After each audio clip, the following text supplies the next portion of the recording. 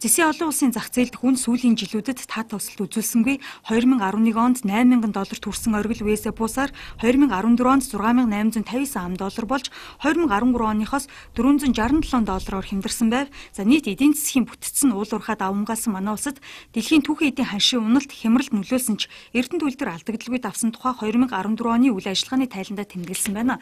Сүүлийн 2 жилд тус үйлдвэр ил тод байх зарчмыг баримталж үйл ажиллагааныхаа тайланг нээлттэй хилэлцүүлдэг болоод байна. 2014 онд Эрдэнэ үйлдвэр орлогын төлөвлөгөөгөө 200 тэрбум төгрөг буюу 18%-аар давуулан биелүүлж өмнөх оноос 113.5 тэрбум төгрөгөөр ашигтай ажиллажээ. Мөн онд улсын болон орон нутгийн төсөвт 462.4 тэрбум төгрөг төвлөрүүлсэн байна.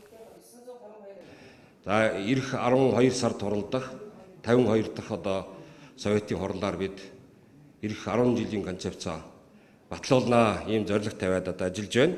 За үүний хажуугаар бүр 10 жилээс цааш хэдэн 10 жил үргэлжлэх манай хөгжлийн бодлого буюу хаалт хөгжлийн менежментийн бодлогыг бид 53 дахь советоор батлуулахаар манай хөгжлийн хэлцээхэн ажиллаж байна.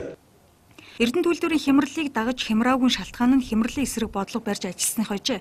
Нийт худалдаа авалтаа 30-ад тэрбум төгрөгөөр багасгаж гадааддаа томилол сурталчилгаа болон бусад зардлуудаа эрс танснаар 4.6 тэрбум төгрөгийн зардал хэмнэж чадсан байна. Хэмнэлтээс олсон ашигаа ажилчдын цалин хөлс урамшуулалт зориулснаар дундаж цалин 2.3 сая төгрөг болж өсжээ.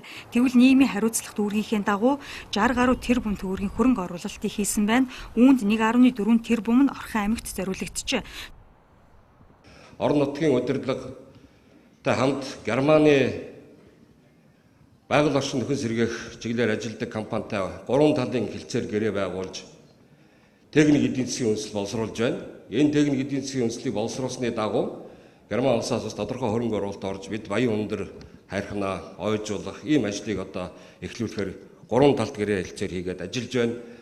Тус аймагтаа хийх 2015 оны хамтын ажиллагааны төлөвлөгөөнд дэд бүтэц орон сууцны шин төлөвлөлт, байгаль орчин нөхөн сэргээх төсөл, хотын цэцэрлэгжилт зэрэг ажлуудыг хийхээр зорж аймгийн засаг дарга Дангаас сүрэн Эрдэнэт үйлдвэр компани захирал даваа цэрнаар хамтын ажиллагааны гэрээ байгуулсан юм. За хоёр талын хамтын ажиллагааны гол зорилго Орхон аймгийн төвийг эко хот болгоход чиглэж байна.